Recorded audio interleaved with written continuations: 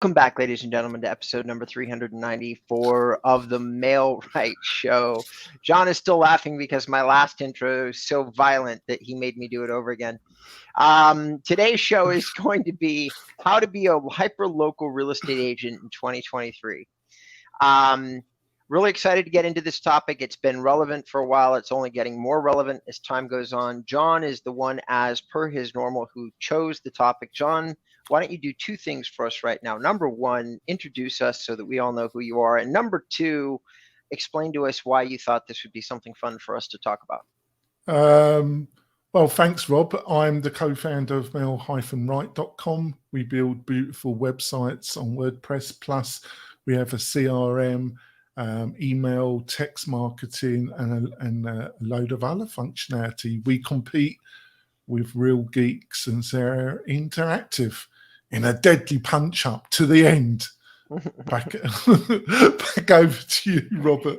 Nope, not yet. You got to tell us why you... Oh, yeah, that's my homework, is it? Talk more. Talk more? I don't think our listeners and viewers really want me to.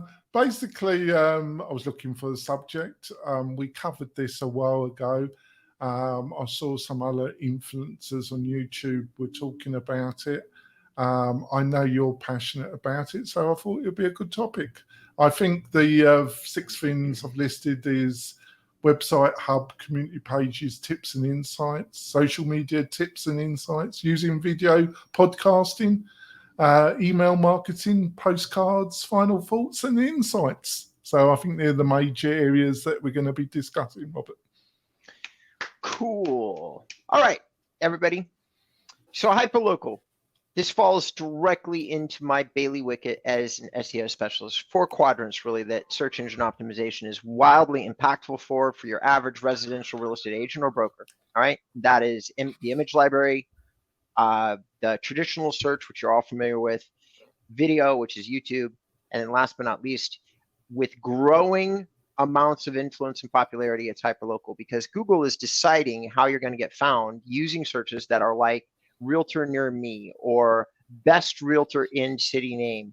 Anytime you mention your profession and your city, you pull up a different search pack than normal. It's called a hyperlocal search pack. That hyperlocal search pack has your information in it. If you're in the top 3, and I speak from experience here, any market, big or small, you are going to be writing a lot more business. And here, can everybody hear that? Everybody here, everybody, is the real thing that you all want to tune into. You get listing calls.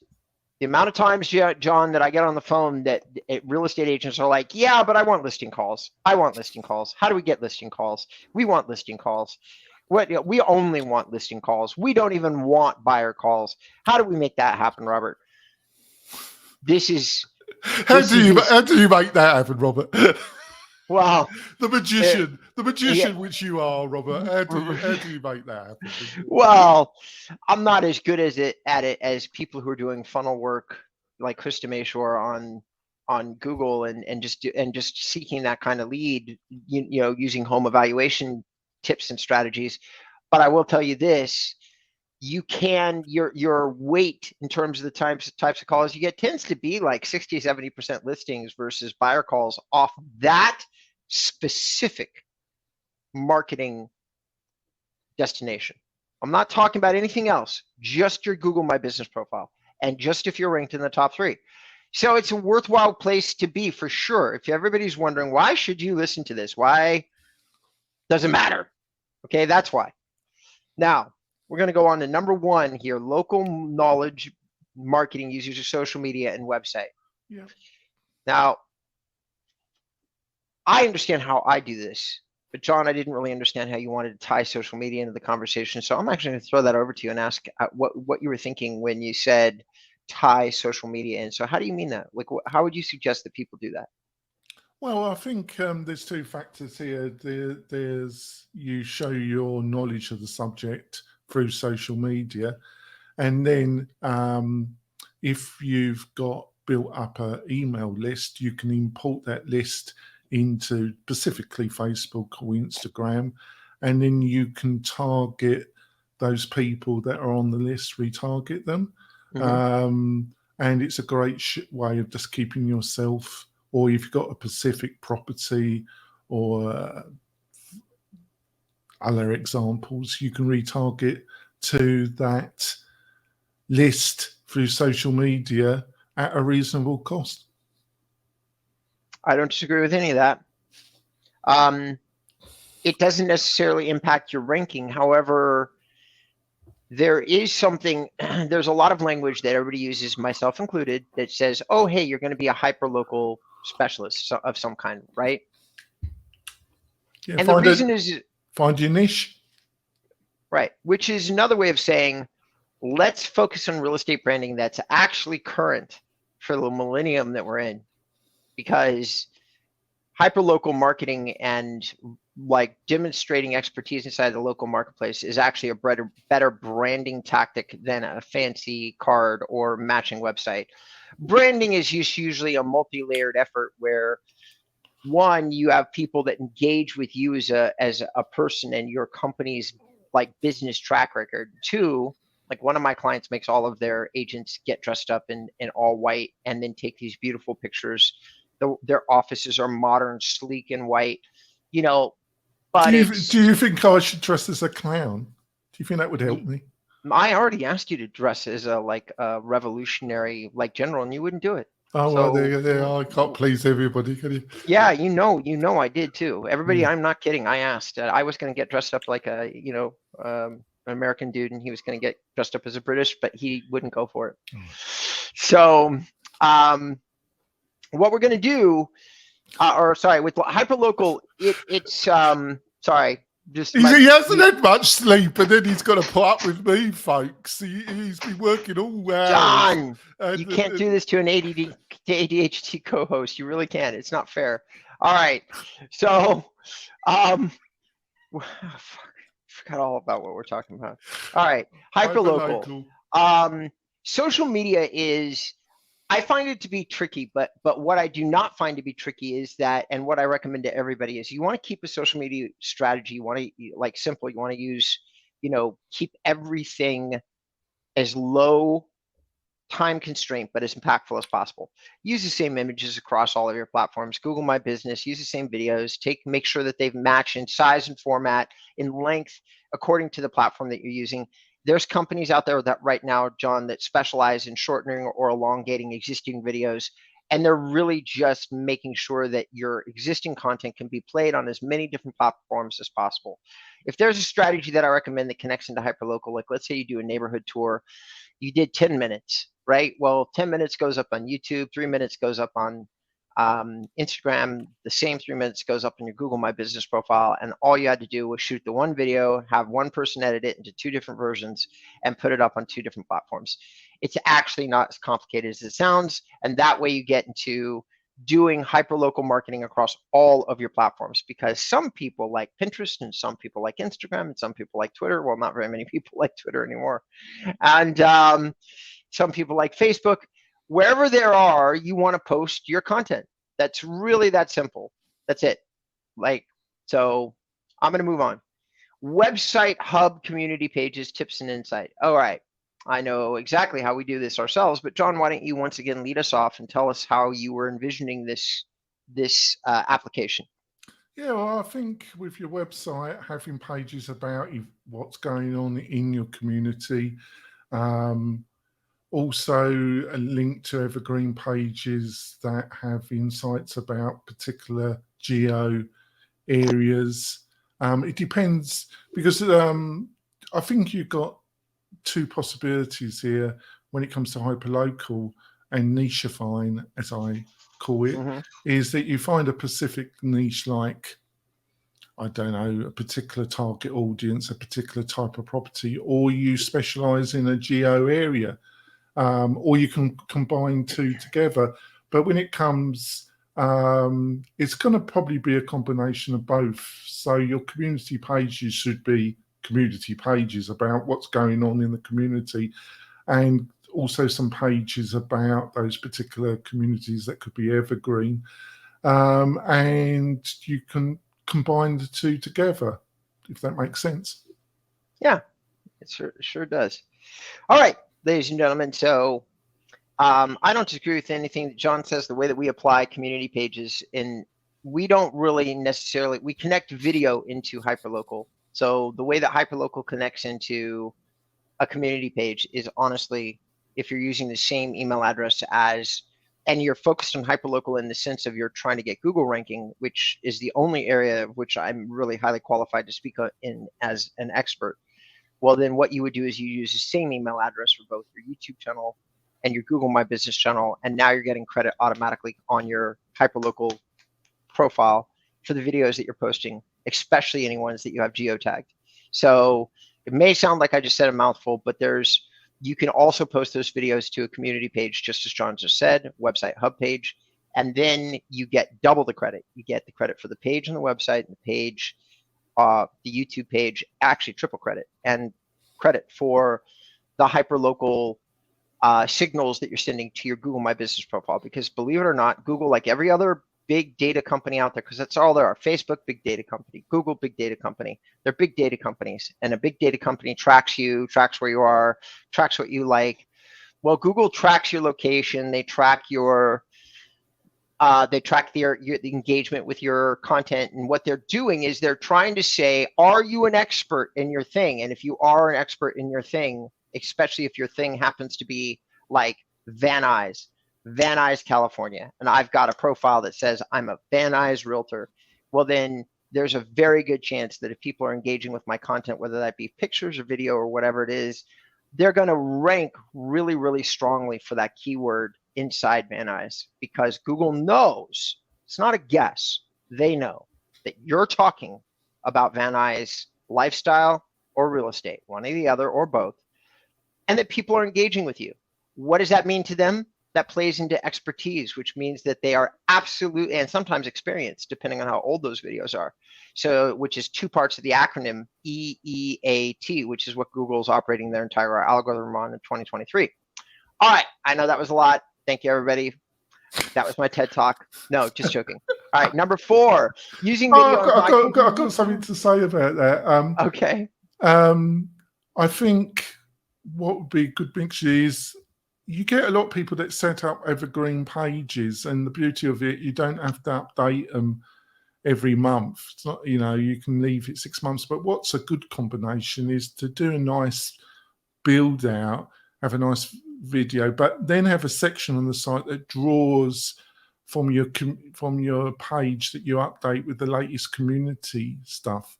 So there's a section on the site that draws content about events, and it can be from another section of your website.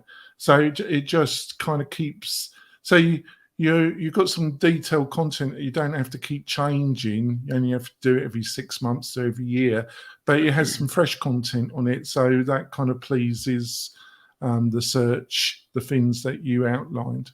That's how I see it. Beautiful.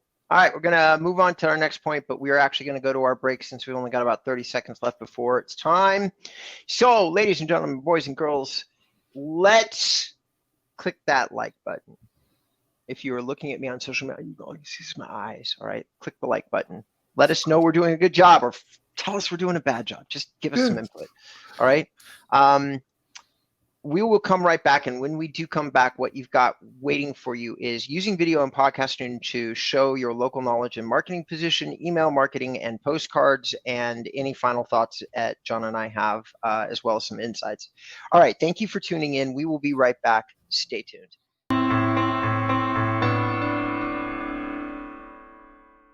Welcome back, ladies and gentlemen.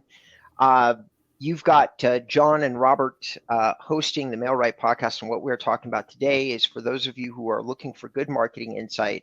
We that are real estate agents or realtors, we're trying to provide that. And today we're talking about hyperlocal, and hyperlocal is going to be searches that help you get found by. Well, actually, let me rephrase. That's not how John intended the topic. I don't think. I, who am focused on my little piece of this world, which is how people get found. That's not really what John said. He said how to be a hyperlocal agent in generalized. So we're going to move on to another generalized piece of information, which is using video and podcasting to show your local knowledge and marketing position. Now, I have a lot to say on this one, whereas I don't feel like I've had as much to say on the others. So, John, why don't you hit us with what you were thinking when you added this one? It's kind of all linked because it's about not being seen as a commodity. It's about seen as an expert about your local area and showing online that you are. You know, it's that simple, basically. And a way of doing that is, and a great way of meeting some of the most influential people in your community, is what you're probably doing anyway, going to various events physically, but you're doing it digitally, is to run a podcast and having important people in your area on it. And they will show you talking about what's going, or talking about which also talks about what's going on in your area. And you can utilize that to build your network of people you know, and it shows your knowledge and you actually are a local resource. So I think, and you can do that with your video as well. Doing that in your video is important, showing that you know your local market, your local area, what's going on. So it all kind of combines, doesn't it? It really does. So everybody who's listening to the show, podcasting has got to be one of the most relevant, newer methods of communicating to the world at large. Video and podcasting have kind of taken off in terms of popularity inside the real estate space, in my opinion, at the same time. I'm not saying that they are both recently new. They're not. They're both actually fairly established ways to communicate. What is changing is the way the world at large consumes media. Now, when I talk to my friends, there is a almost consistent conversation of what's your top 5 podcasts. That wasn't the case 5 years ago. The pandemic changed everybody a lot. Like, how do you produce digital content? What is it? So when you start talking about hyper local or hyper specific marketing copy, I mean, for 3 years, John and I have been doing this show. John approached me, and the show is on real estate marketing, and we really stick pretty closely to that topic. Every once in a while, we go off on a hummer, but we mostly stick to this show, the show's format, and talk about real estate marketing. And on his other show, he sticks pretty closely, the WP Tonic show, which is a much bigger show than this one. He sticks pretty closely to the topic of WordPress development, what's happening in the WordPress world, you know, things like that. Well, actually, Rob, I do 3 podcasts. What? Yeah. When did you add a third? Oh, about 6 months ago. I do. It's called the Membership Machine Show, which is about membership websites and community websites, which is my main business, apart from Melrite. Okay. But here's what this allows you to. I mean, that's a lot of work. That's all I'm thinking. Please I'm a machine, Robert. I'm a content producing machine, Robert. Don't look at my face. Every once in a while, everybody, John looks at me and thinks I'm being super critical. I wasn't being super. The look you saw on my face was like, oh my God, man, that's a lot of work. That's what you saw. Like, that's a lot of work. That's it. Nothing else. So, ladies and gentlemen, what should you take away from this? If you feel like you have something to say on a very specific subject, a lifestyle, you like going to restaurants in the area that you live in. I know somebody that I talked to not that long ago that was wanted to sell luxury condos in Las Vegas. And they mentioned that they went out to dinner almost every night. It was the way they talked about it. They knew the chefs. They knew the there's a word for this, the wine guys. They actually knew the maitre d's. They knew the names of half the staff. They knew where the food had been brought in from. They were just so into the concept of fine dining. I made the recommendation, you know what, you really should start talking on a podcast about this dining experience, the lifestyle in Vegas, and why you in particular this person also lived in a luxury condo, which is a great way to get into selling a particular type of real estate. If you already live in the kind of real estate and you're thinking, maybe I should represent it. My answer is yes, definitively. Why, I mean, you love it enough to live there. Why wouldn't you turn around and talk about it and let other people know why you love it so much? It should be an easy conversation for you to have. This is where podcasting really allows you to connect into hyper focused people. It also does something for you that John and I have talked about ad nauseum, but I'm going to talk about again. And I think this is the most important thing that podcasting will do for anybody that starts a show. Do not ask me why. I don't get it. John and I are two old dudes that throw on a pair of headset and talk about real estate marketing, but we have had some of the biggest names inside the entire real estate industry on this show. Would you, right, John? Like we've seen big. People love talking about themselves and what they're doing. You say, I've got a podcast, and you take a name of anybody that you know would never take your call, and all of a sudden their assistant's forwarding your information directly onto their desk.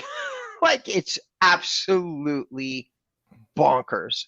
We've had major CEOs on this show way more than once. We've had all the operating officers of the video bomb.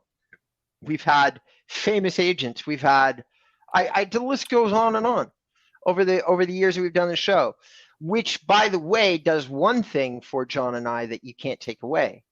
It adds pedigree to your own relationship. It adds pedigree to you as a person. You can say, I've had conversations with X, Y, and Z. You can say this when you're talking to prospects. There's nobody that can take away the power of a good podcast, even if you're not getting leads directly from it. If you're a good sales and marketing person, you can absolutely leverage the show to help you close deals for leads that you're getting other ways. Or you can reference the content and send people there proactively to a show that they think is interesting. And I've done that numerous times, and it's never failed to make a massive impact. Has it always made a sale? No.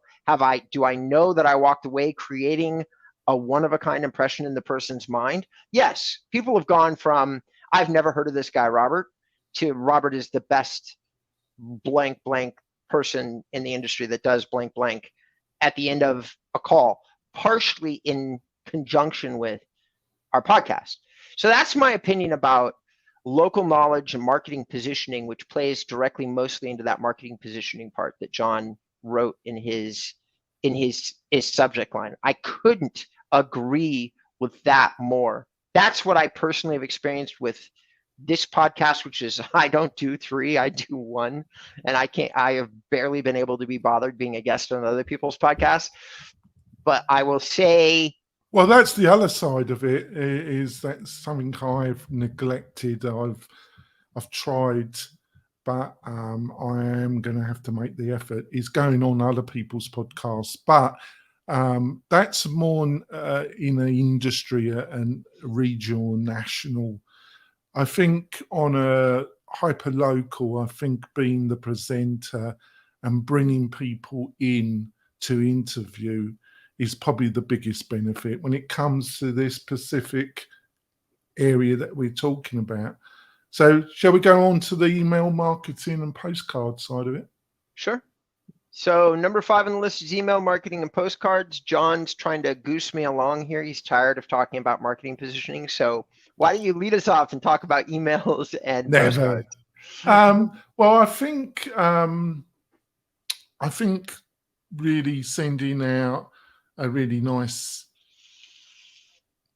weekly or monthly newsletter. And also talking about some of the properties, some of the people that you've helped, it's in a niche. Now, if you're talking about a geo area, that's your niche, a particular area of a town, a city, talking about what's going on in that community. And also in your postcards, if you're doing postcard marketing, having the address of your website and having a method that people can sign up, and making it really clear that they would get a list of the events going on. If you are geo focused, that is your niche.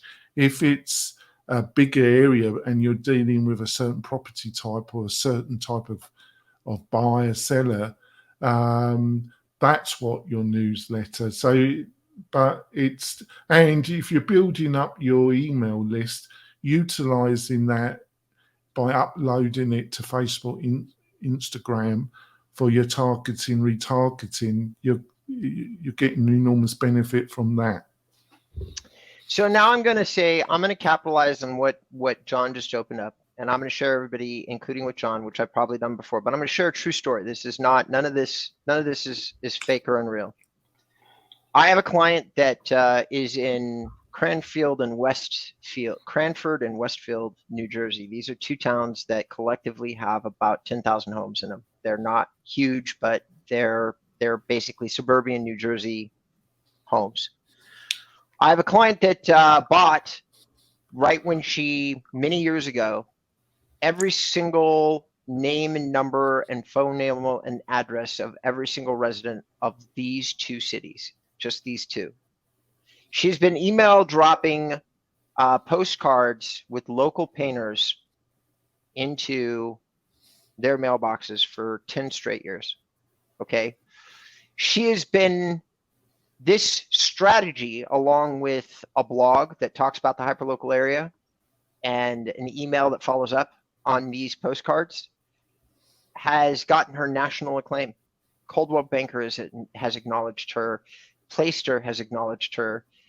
Basically, the idea of sending a postcard with a local painter, she takes a local artist and she puts their painting on the postcard and then writes on the back of it, here's a little piece of art to brighten your day. She does it once a year, and literally all of these Cranford, they look forward to the postcards because they're interested to see which artist she chose. Well, I'm amazed, actually. If you're talking about New Jersey, I thought, as soon as you said that, I thought about Tony Soprano. I didn't know they were into art. Mm-hmm. Yep, they sure are. And she's gotten national recognition from the. Come on, Robert, that was a good one. I thought that was quite a good little joke. I'm not throwing any jabs at freaking people from New Jersey on our podcast, man. All right. I cherish my life.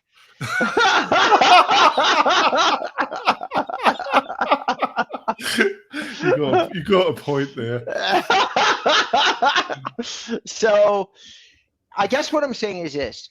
Another way to take that is, once you have those 10,000 names and they're people that you're marketing to consistently but very subtly, man, you can easily own the market. This client of mine does. She probably does 50, 60, 70% of the business in these two markets. She makes gobs of money. I won't reveal her income online, but I'll say she is way, way, way, way, way above the average.